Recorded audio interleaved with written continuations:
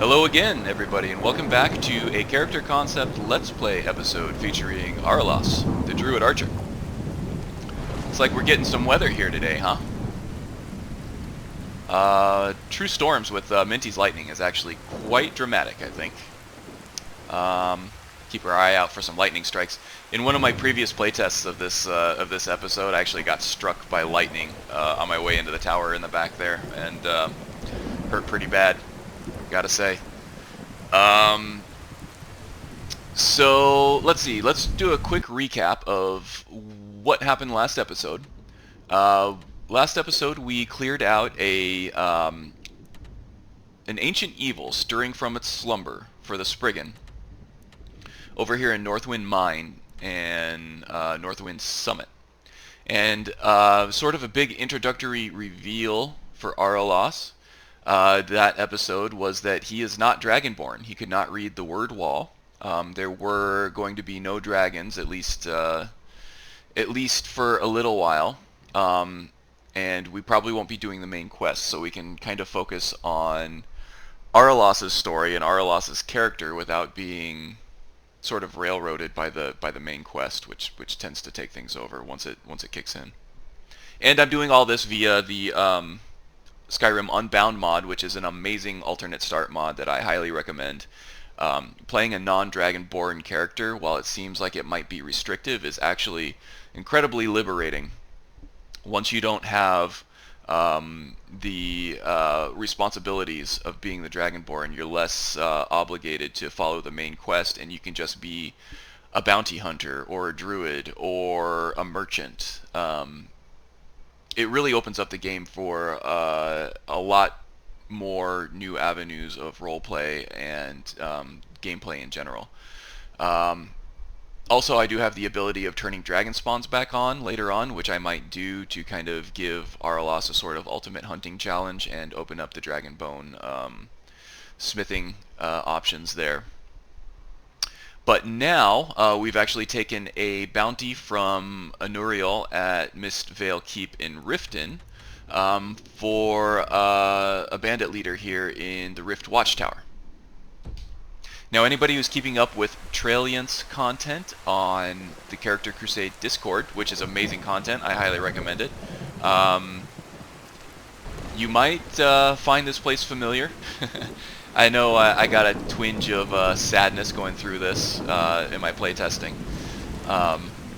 When I first saw it, just reliving Girl's story a little bit more, it's kind of sad. It's very emotional. Much worth the read if you get the chance. I'll put the Character Crusade Discord link in the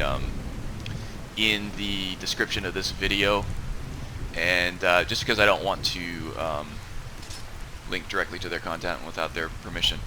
But yeah, shout out to Trailiant. Amazing content. Okay, so how are we gonna attack this? I don't know what's over there, or Araelas doesn't know what's over there now, so he's gonna go ahead and precast Oak Flesh so he's ready for anything.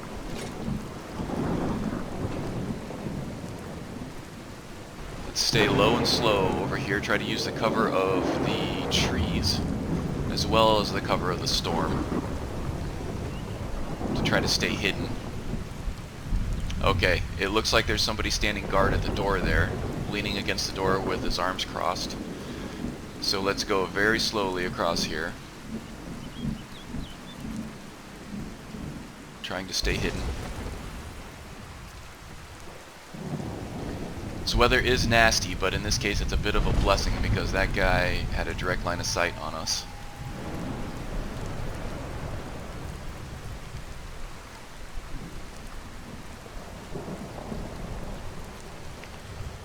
Okay, this looks like a pretty good vantage point here. Let's go ahead and take a shot. Oh man, I totally missed. I don't know how. There we go. Okay, so that was a bit odd. I don't know if anybody saw that, but the launch angle, or the launch point for this bow when I'm in third-person sneak mode seemed to come from above my left shoulder, whereas before with the other bow it was coming from my right knee. I don't know if you ever if you're able to see that in the YouTube video, but that's going to take some getting used to. As you can see, I totally overshot the target because of that. Okay, looks like we need some more oak flesh, and that's probably going to alert that guy who's in there, but I would rather be safe than sorry at this point. Yep, he saw us. Come and get me then. Oh. Wolfie nudged me out of the way. I don't have a shot. Okay, ooh.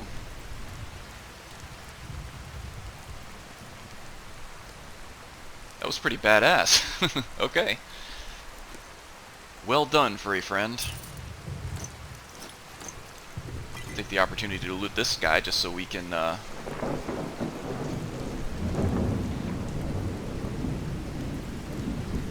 eat him and steal his power. Okay, now in my experience, the toughest enemies in the bandit camp tend to have the take the highest vantage point, kind of earning their way through the ranks to a point where they can take the most ideal spots in the camp for themselves.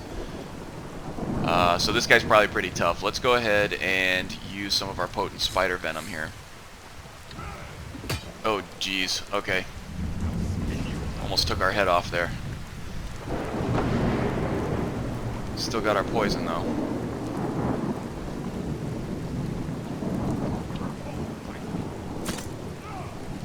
There we go. And he fell in the fire. Great. Okay.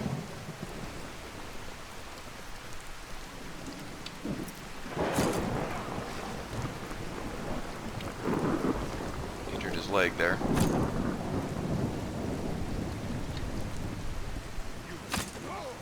Oh, right in the neck. Yeah, I'm also using the D13 faster get up animation. Oh, right in the chin. Which speeds up the animation for getting up once you're knocked down. So that makes it a little more difficult to hit downed opponents. As you saw him getting up off the ground like he was late for work or something. Shot right behind his head.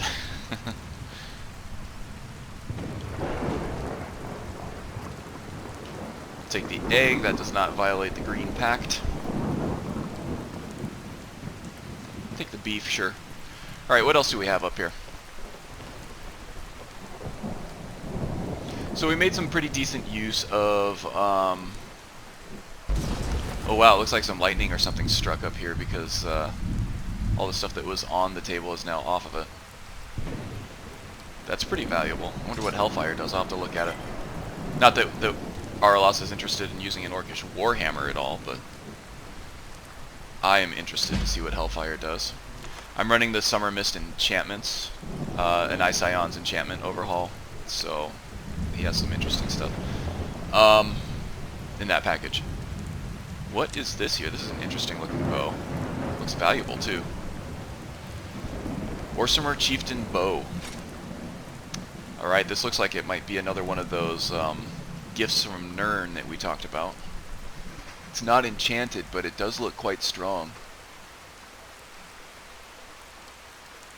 Cool. I think we're going to be using that. I mean, it's not enchanted. This enchantment that we have is pretty good. Lowers poise by 20% for 20 seconds and staggers targets with 0 poise. So after 5 seconds, you should get a stagger. I don't know that I actually saw that in that last battle there. So I'm not sure how well that's actually working. But the Chieftain Bow does 8 more damage, and we can temper it since it's not enchanted. I think that makes up for the lack of the stagger there. But it's also heavy. It's 4 pounds heavier. I'm not quite sure how that's going to change the feel of it as far as the draw and the launch angle from the bow. But for that amount of damage, I think we can get used to it. Okay. Let's see what else we have here. Gold, some bracers that we can sell. They are light enough, and lockpicks that we can use once we find a lock that we can actually open. Okay, so that clears the bounty. I think what we're going to do now is we might head back to Autumn Shade Clearing. Oh, we still have the prey over there that we need to try to take care of. Hopefully it doesn't disappear on us on our way back there. Anyway, I think that is on the way back to Autumn Shade Clearing anyway. Looks like a deer. Yeah, we're going to go back to Autumn Shade. We're going to pitch camp. We're going to level up. And I think this is level 10, which is a big one for us because that is when we're going to unlock the apprentice level spells. I've already known them. I consoled in... Okay, let's see if I can get the launch angle right on this here. Nope. Completely failed. Oh, there was a tree there. These little hunting expeditions are going to be the death of me. Yeah, so the apprentice level spells. What is this?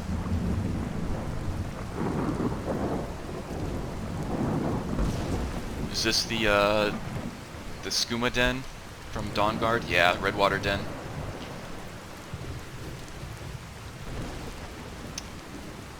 It's probably not something we're too interested in. Araelas would be curious, but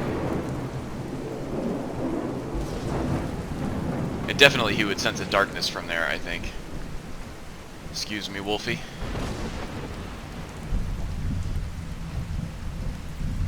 Okay, he appears to have stopped, which is good. Maybe we can get another sneak attack on him. So yeah, the apprentice level spells will be unlocked. I already consoled in all of them. Oh jeez, he saw us again. Just waiting for an opportunity to actually be able to cast them based on our magical pools and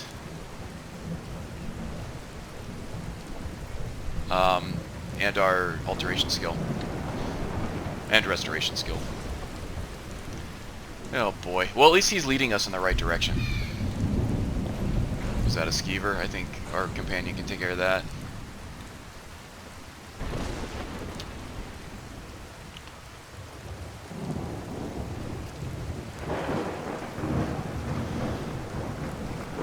Okay, and they gave up.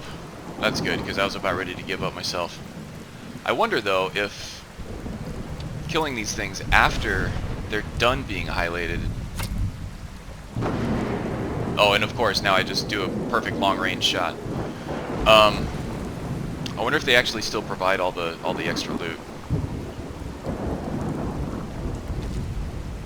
Nah, it doesn't look like it.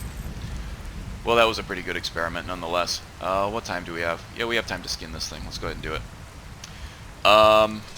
So the big thing about the apprentice level spells is that Okado's Recital, or Potato's Recital, as some people call it, is an apprentice level spell. And for those who are not familiar with that, it allows you to mark certain spells as to auto-cast, basically, once you enter combat.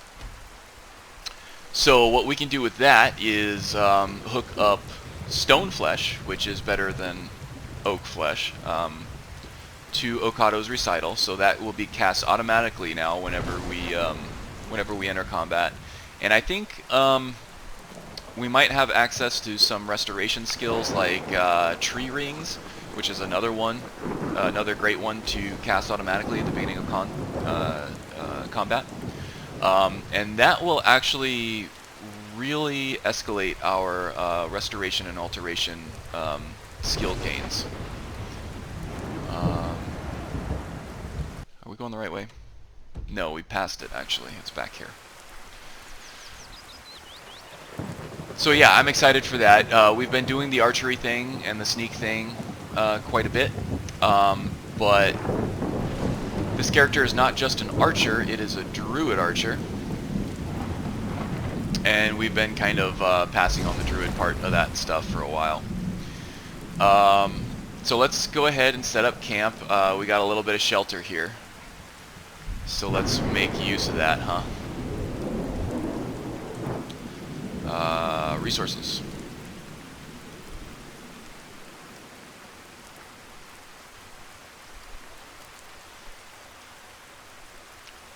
We're gonna need to harvest some wood, I'm sure.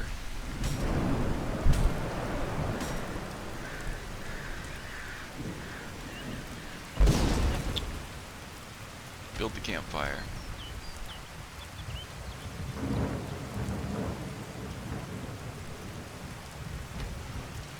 Gonna have to share our camp with one of our non-conflicted brethren there.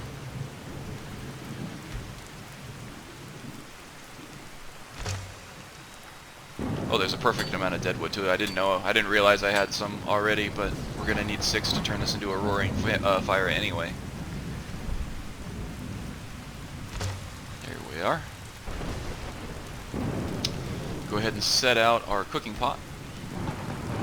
Let's see. Also, I did craft recently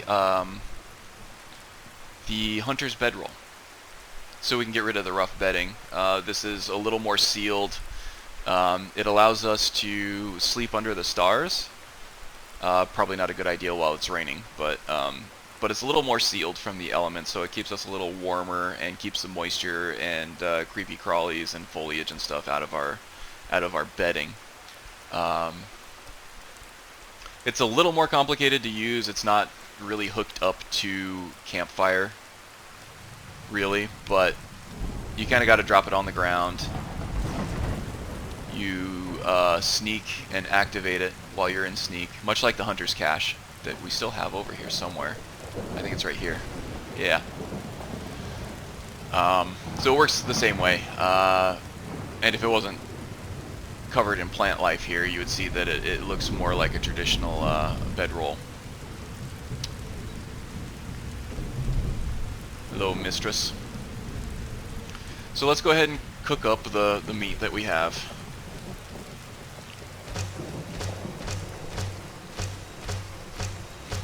We'll take a look at Scrimshaw and see what we can do there too.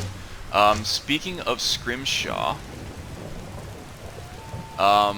we've been leveling up enough that we now have we're able to craft, I think it's either honed or hunter's bone arrows, which actually do more damage than steel arrows. So that's why you're seeing me carry what looks like iron arrows.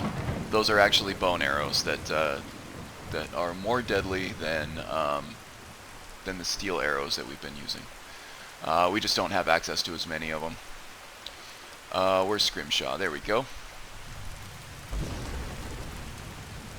Yeah, honed bone arrows. I need lots of bone for it. Deadwood and 12 bits of bone.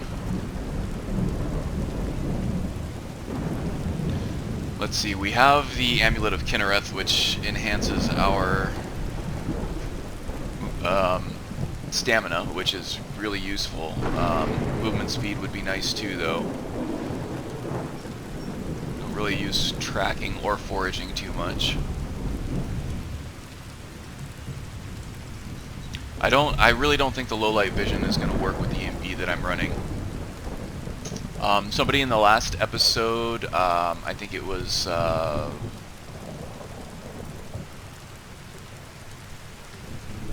Jaren Scotland, he commented on Predator Vision, Gopher's Predator Vision, so that you can see in the dark as a werewolf. The problem with the night vision is that it doesn't work with most ENBs. You kind of have to have an ENB that allows it. I could disable the sort of the post-processing of the ENB, which really kind of defeats the purpose of the ENB in order to use the night vision features from that mod, but it would look terrible. It's kind of a lot of work, and it's not really worth it. But the Predator Vision itself, where you can kind of sense the enemy's presence, kind of like instincts, might be useful. So I might actually go ahead and install that, so thank you for the recommendation. We will see. I might just go ahead and install that. I don't see a reason not to at this point. I've used it a lot in the past. Let's see, what else do we have here? Resistance to frost might be useful. Resistance to fire, maybe. Illusion spells, we don't use it. Increases stamina, we already have it. Carrying capacity. Materials harvested from carcasses are unusually bountiful. That might be. Let's grab that.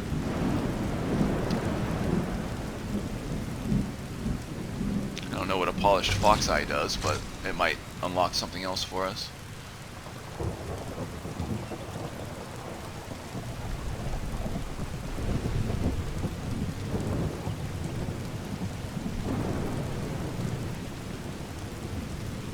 Okay, nothing. These engraved bones, they are one-time use cures for specific diseases. So if you encounter, I think like Hircine is like something like rock joint or something like that, and a couple of others. Julianos and Kinnereth kind of have their own set of diseases that they cure, and they actually only have a 70% success rate. So we don't have a disease right now. I think we're good. Bone divining knife. That's pretty cool. I don't know what we would use that for right now because the forest kind of tells us everything we need to know as far as direction. I think we'll be okay without it. Okay, so let's just make some bits of bone at this point.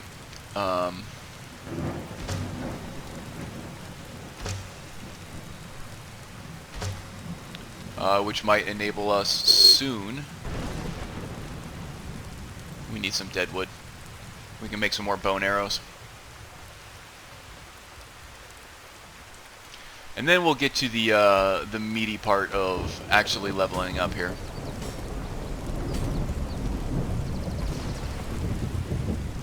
Sorry, Forest, I am busy. Can't take care of that one right now. Scrimshaw.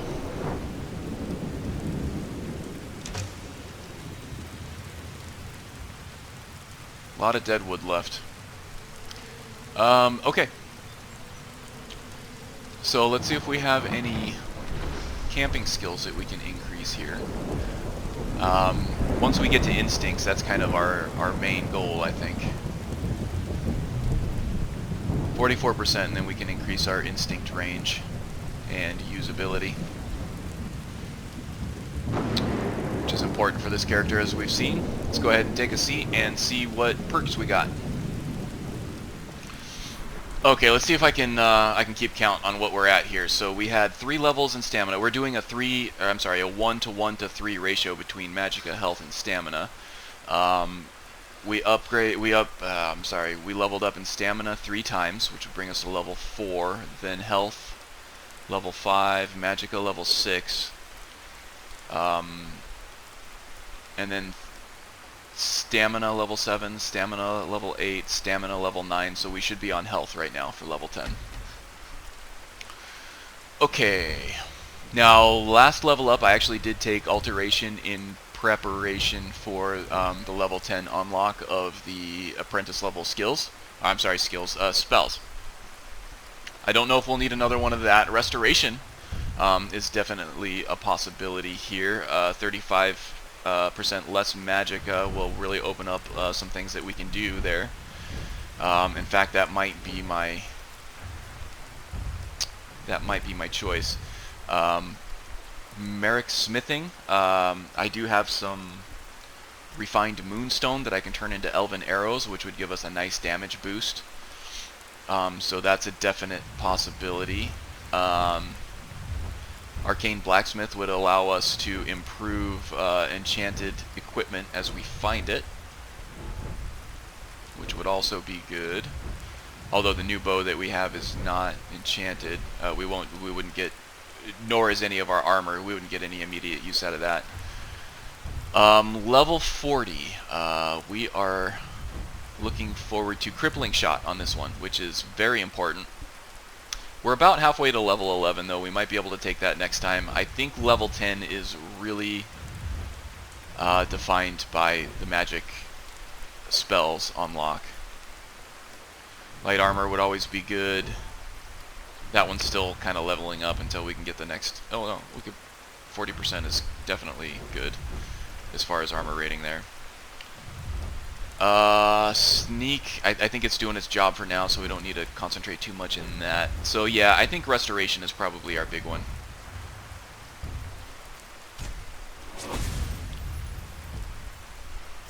So I'm not sure what we'll be able to cast and not to cast. Okay, so while we're sitting here, let's go ahead and take a look at our magic.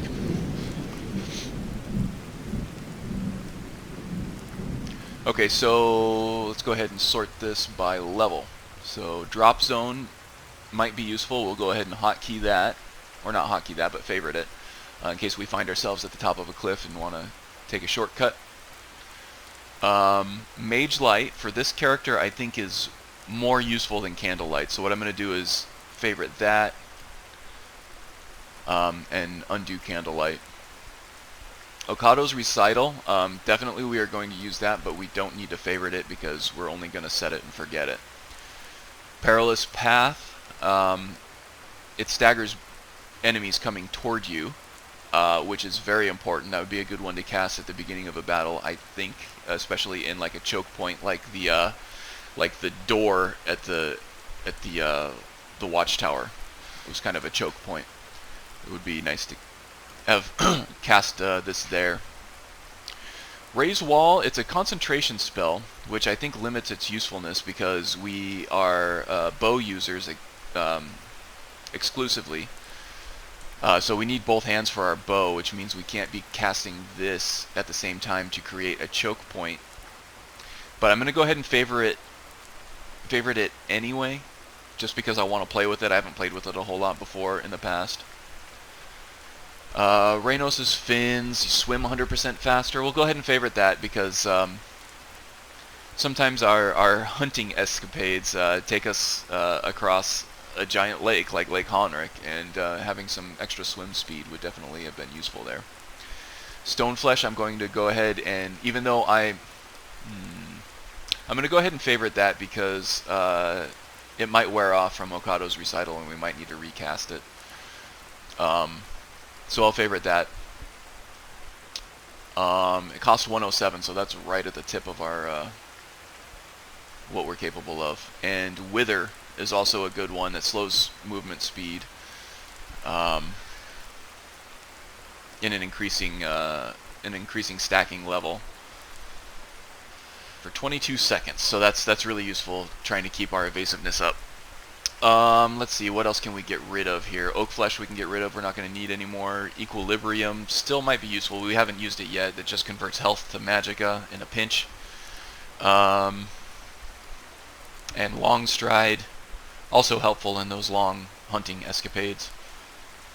So let's see, we actually really increased our spell capability a lot, which is a bit daunting. I'm gonna try to make it a point to use all this stuff just so I can see what works and what doesn't for this character concept. So I'm really gonna try to cycle through those in the coming episodes and see what I can do to actually use them. For healing, we only had one novice spell that we were using because he doesn't use wards. But it looks like we can switch to fast healing. Healing Hands for our animal companion would be good. Leech Seed. Infest a living target with a poison spore for 10 seconds. This looks really cool too. Very interesting. So we're definitely going to favorite that. Mystic Wind. For 10 seconds restores 5 points of magicka per second while the caster is sprinting. So this is kind of like Equilibrium, but instead of taking health, it takes stamina and allows you to be elusive in the process. That sounds pretty good. Let's give that a shot. Necroplague. Infest a living corpse with spreading virus that deals that. Looks pretty cool too. Sunfire. Damage to undead. Very druidy, agent of the forest type thing. We're definitely using that. And turn lesser undead. Yeah, we got to use all of it. So yeah, our magic favorites menu. It's going to be quite a bit bigger. So what I'm going to do going forward is kind of just set small goals for myself. It's like, okay, in this dungeon or this episode, I'm really going to try to use Necroplague against dead enemies to kind of get a consistent damage boost against a group or whatever. So I could use a sneak attack with my bow to kill one enemy, cast Necroplague on it, and then just kind of use that poison damage for the rest of the battle. I think that would be cool. And just things like that. I can play with how to set up Perilous Path and try to figure out how to use Raise Wall. Actually, Raise Wall might be useful in a pinch. I can raise a wall up above or in front of a door, using that spell in one hand, and then I could cast Healing in another hand. So that might actually be useful. Okay, so that's my plan. Divide and conquer, sorta. When you have a large goal to meet, it always helps to break it up into smaller goals, so that's what I'll be doing. But let's go ahead and take this opportunity to get Okado's Recital set up. I don't know how much experience some people have with the magic system between Ordinator and Apocalypse, so it might be educational for some people. It's not super complicated, but a lot of these spells are much different than the vanilla archetypes. So it might help some people to see how to use this stuff, if I can find what I'm looking for here. Okay, so stores the beneficial self-targeted non-concentration spell in your left hand and casts it for no cost whenever you enter combat. Up to 3 spells, empty left hand to reset. So yeah, we didn't unlock tree rings.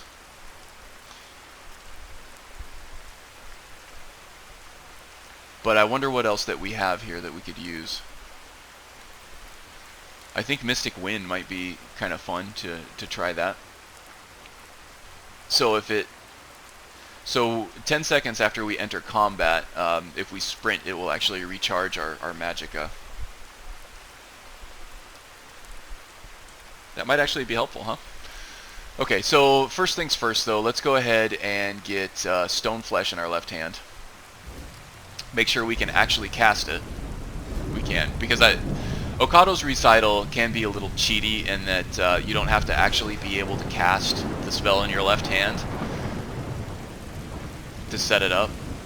So I could actually put Ebony Flesh in my left hand right now, and even though I am nowhere near being able to cast that spell, I could set it up with Okado's Recital and get it for free every time I enter combat. So I'm creating a self-imposed restriction that I'm only going to do this with spells that Araelas actually has the ability to cast. Okay, back to the magic menu, and is there anything else here? We have Stone Flesh set up. I don't see anything else that's a self-cast non-concentration spell except for Candlelight, and I don't want to illuminate myself every time I enter combat. Mystic Wind was the other one, yeah? I think that's our only other option for now. We could do fast healing, but if we're just entering combat, we'll probably have full life anyway, so...